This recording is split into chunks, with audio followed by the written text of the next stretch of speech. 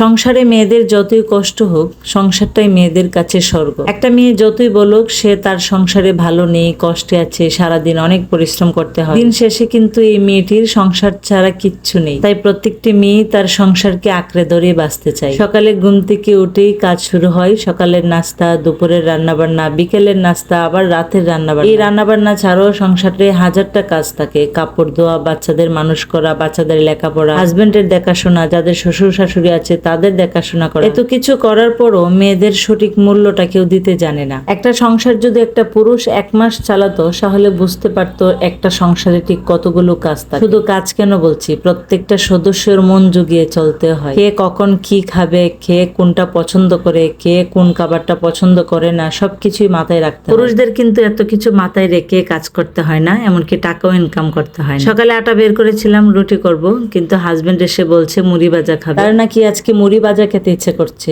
যেই কথা সেই কাজ, তাকে মুড়ি বানিয়ে দিলাম, আটাগুলো তুলে রাখলাম। এইভাবে মুড়ি ভেজে খেলে কিন্তু অনেক ভালোই লাগে। দুপুরে রান্নার জন্য সবজিগুলো কেটে রেখেছি। শুটকির তরকারি রান্না করব আর চিকেন। শুটকির তরকারি রান্না করলে তেমন একটা নাড়াচাড়া দিতে হয় না, তাই চুলায় বসিয়ে চলে গেলাম ঘরদোর একটু পরিষ্কার করে স্নান করতে চলে যাব। প্রায় প্রতিদিন কাপড় না ধুলেও একদিন পর পরে আমাকে কাপড় ধুতে হয়, আর কাপড় বাস তো প্রত্যেক দিনই করতে হয়। ব্যালকনিতে রাফ ইউজ করার জন্য মোটামুটি অনেক কাপড়ই থাকে, এগুলো প্রত্যেক দিনই গুছিয়ে রাখতে হয়। তো আজকেও অনেকগুলো কাপড় তারপরে একটু গুছিয়ে যার যার জায়গায় রেখে দিব। জায়গার জিনিস জায়গায় রাখলে খুঁজে পেতে সুবিধা হয়, তাই সবার কাপড় আলাদা আলাদাই রাখে। এদিকে আমার ওয়ার্ডরোবের উপরেও অনেক জিনিসপত্র জমা পড়ে গেছে, এগুলো একটু গুছিয়ে রাখলাম। স্নান করতে চলে যাব। এদিকে আবার রান্নাঘরে উকি দিলাম, দেখলাম সবজিগুলো সিদ্ধ হয়ে গেছে, তাই চাপা শুটকিগুলো পানিতে সিদ্ধ করে কাটা ছাড়া জলটা দিয়ে দিলাম। স্নানে ঢুকবো এই মুহূর্তে দেখলাম অনেকগুলো কাপড় জমা আছে, তাই ভাবলাম ওয়াশিং মেশিনে কিছু কাপড় দিয়ে যাই। ছেলে মেয়ে প্রত্যেক দিন 2-3 বার করে জামা কাপড় চেঞ্জ করে, আর ওদের কাপড় একবারই একটা গায়ে দেয়, কারণ একটু ঘেমে যায়। ঘেমে গেলে সেই জামা কাপড় আর গায়ে দেওয়া যায় না, একটু গন্ধ করে। সেই জন্য আমি প্রত্যেক দিন এক বেলায় একটা কাপড় গায়ে দেওয়াই। স্নান শেষ করে চলে আসলাম,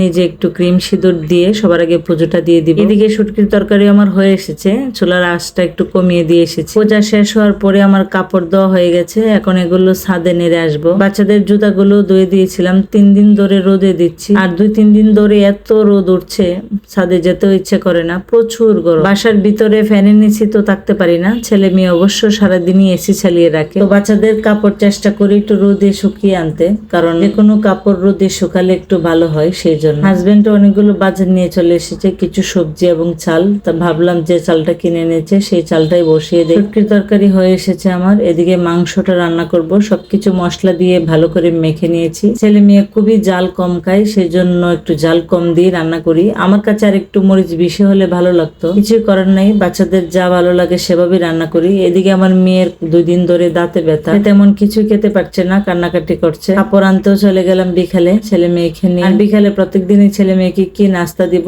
সেই জন্য আজকের দুপুরের চিকেন দিয়েই মোমো বানিয়ে দিলাম। ধন্যবাদ সবাইকে।